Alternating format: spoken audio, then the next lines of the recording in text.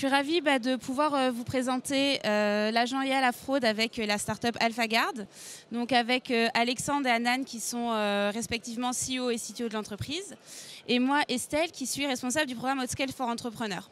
Donc ce matin pendant la plénière, vous avez dû entendre pas mal de fois Outscale for Entrepreneurs, programme startup, mais concrètement, qu'est-ce que c'est Outscale for Entrepreneurs? Donc rapidement, je vais vous présenter le programme.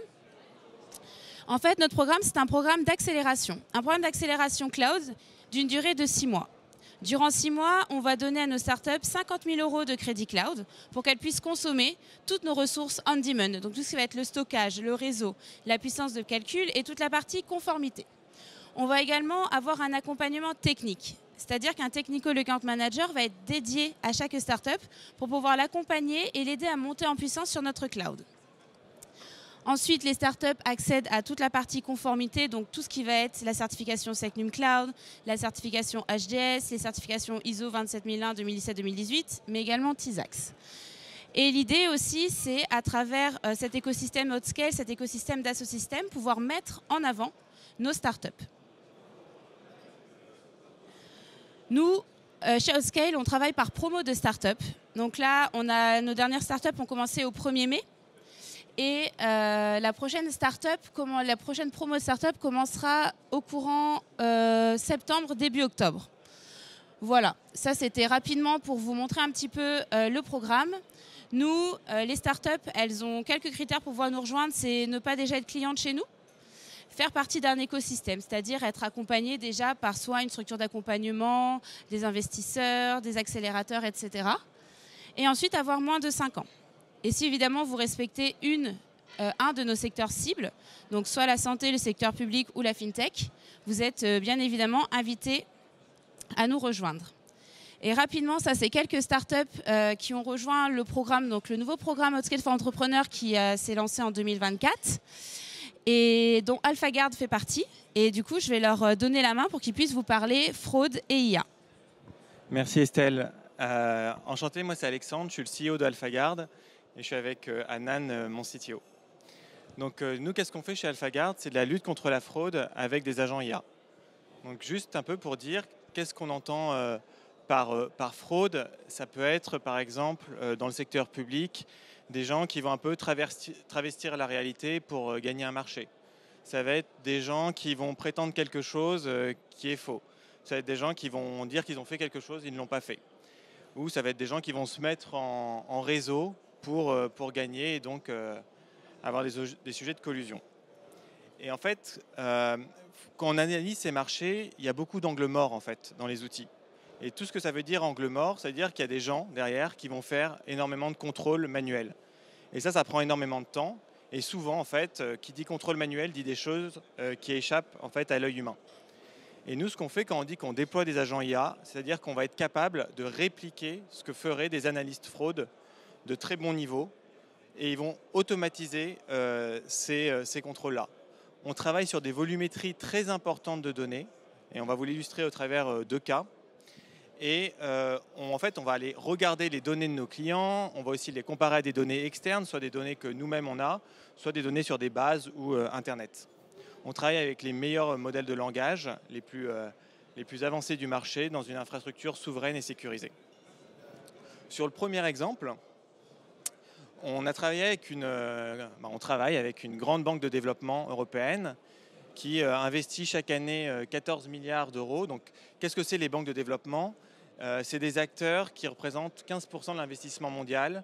Quand on doit construire des grandes infrastructures, des barrages, des routes, des écoles, souvent, en fait, c'est les premiers qui mettent le premier euro. Et après, derrière, ils vont aller attirer de l'investissement privé. C'est vraiment des marques pour dire que le marché, il est sain. Donc évidemment, la fraude, au-delà de l'impact financier, ça va aussi impacter leur mission parce que finalement, ça va abîmer leur réputation et donc ne pas attirer de l'investissement privé. Aujourd'hui, il y a un constat, c'est que 100% des fraudes sont détectées par des lanceurs d'alerte. 100% des fraudes sont détectées par des lanceurs d'alerte.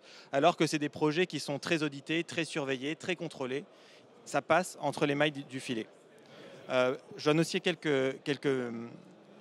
échelles. C'est 10% des projets sont impactés par de la fraude. Et il faut voir, les documentations qu'on reçoit, c'est des milliers de documents par projet. C'est des projets de plusieurs centaines de millions. Chacun comprend 20, 30 pages. Donc être capable de faire tous les contrôles, se poser les bonnes questions, qui est cette personne, qui est le bénéficiaire effectif, pourquoi il fait ce projet, quelles sont ses références, etc. C'est des volumes de contrôle très compliqués. Et il nous est arrivé, nous, de travailler sur des enquêtes en une journée. On a refait 3 ans d'investigation, d'enquête judiciaire en une seule journée. Le changement de paradigme, c'est qu'aujourd'hui, on est capable de contrôler proactivement, avant même qu'il y ait le lanceur d'alerte, 100% des projets, ce qui fait augmenter aussi le nombre de signalements et donc aussi, d'une certaine façon, le besoin d'outils pour traiter ce volume d'alerte supplémentaire. Et peut-être pour illustrer vraiment ce qu'on fait, je laisse à Anan faire la démo sur un cas. Oui, alors un lanceur d'alerte, c'est quelqu'un qui va contacter par exemple une banque de développement pour lui dire je sais quelque chose. Souvent en fait dans des cas de marché public, c'est celui qui a perdu le marché qui va finalement se réveiller et dire vous savez en fait un tel il n'a jamais fait ça ou c'est quelqu'un de politiquement exposé ou c'est le fils de, etc. Ouais. Tout le monde peut être lanceur d'alerte, ouais. C'est pour ça d'ailleurs, petit fun fact, sur les routes, souvent cette route a été financée par l'Union européenne. C'est pour alerter les citoyens, si jamais ils savaient quelque chose, de dire ah bah attendez, comment ça se fait que c'est l'argent public, je sais quelque chose, je prends mon téléphone et j'appelle et je contacte la Commission européenne. Donc dans le cas où il y a un signalement, ces acteurs-là, ces bailleurs de fonds, ils ont une obligation vraiment d'aller enquêter, d'aller ouvrir une enquête, que ce soit un signalement qui peut potentiellement être un faux positif. Et dans ce cas-là, ce qui va se passer, c'est que ces agences-là, dans ces équipes-là d'investigateurs de fraude, ils vont ouvrir une enquête et typiquement regarder le projet.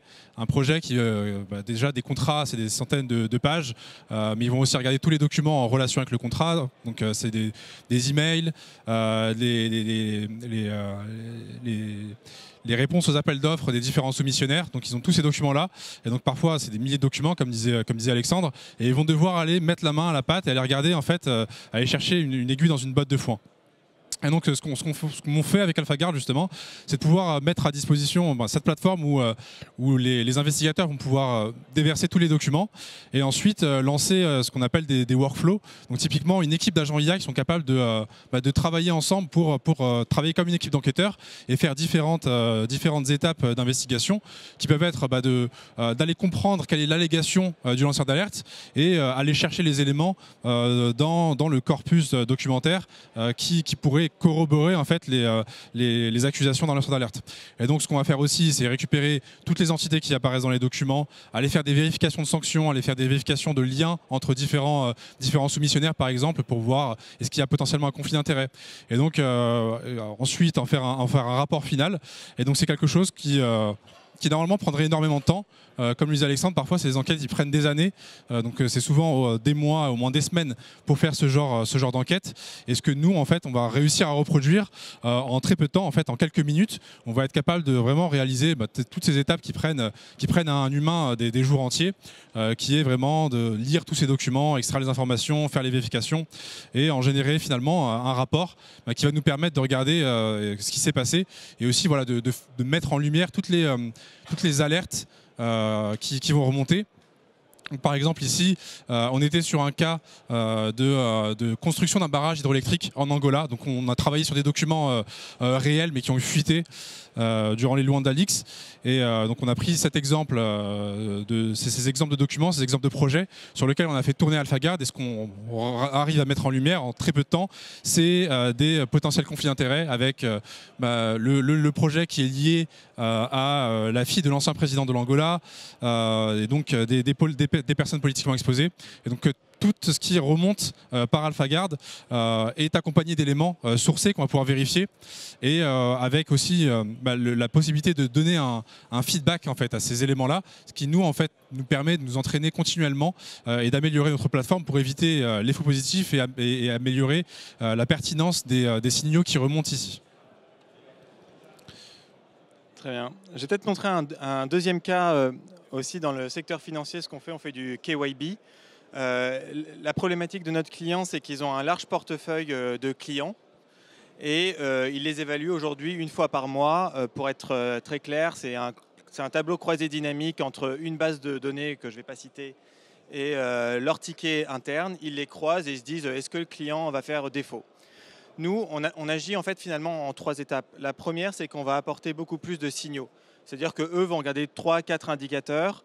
Nous, on en regarde une trentaine. Donc finalement, on a plus de signal, donc probablement plus de précision. Là, sur les premiers, parce que c'est un client qu'on vient de commencer, on leur a déjà fait gagner 7000 heures. Donc on est passé d'une maille mensuelle de contrôle à une maille quotidienne sur une très grosse volumétrie. Parfois, on est capable, alors tous les signaux ne sont pas des signaux d'alerte, mais aujourd'hui, on a regardé quasiment 1 million de signaux sur leur tiers. Et donc, ce qu'on va évaluer, c'est des risques de service. Bah oui, si en fait le site e-commerce met du temps à livrer, etc. Derrière, les gens qui vont prendre un crédit, etc. vont se plaindre auprès de l'acteur et dire bah, j'ai jamais été livré ou le produit est de mauvaise qualité. Donc, on regarde aussi des sujets réputationnels, mais aussi beaucoup de sujets sur la santé financière de l'entreprise, parce que qu'est-ce qui se passe quand un site e-commerce fait défaut? Ben, finalement, lui, il a encaissé les paiements, il n'a jamais livré. Donc évidemment, si vous avez acheté quelque chose, votre télé, et que vous ne l'avez pas reçu, vous allez dire bah non, je ne rembourse pas mon prêt. Et donc finalement, comme il le détecte trop tard, chaque défaillance d'un e-commerce, c'est plusieurs millions qui sont engagés. Nous, aujourd'hui, bah, en gros, globalement, ils regardaient le BODAC, qui sont les sociétés qui font faillite, et bah, disons qu'ils font faillite, bah, effectivement, ils le savaient. Nous, on arrive à trouver des signaux faibles et de détecter parfois 3-4 mois en avance les probabilités de défaillance. Bah, pas en allant regarder Papers, parce que finalement, voilà, c'est les bots qui publient, mais on va regarder ce que les gens disent sur les réseaux sociaux, et souvent, ils le disent bien avant qu'il y a déjà des problèmes, et là, on alerte notre client.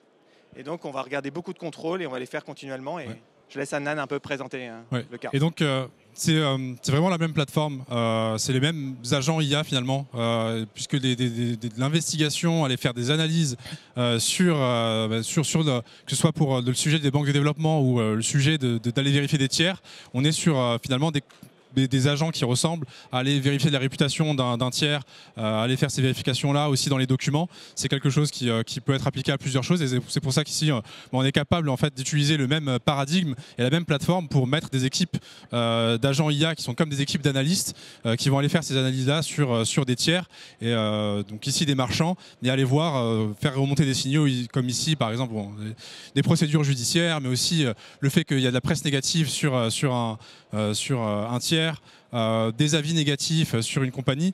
Et donc ça, c'est aussi bien, voilà, comme on le disait, des agents qui sont utilisables pour différents cas d'usage.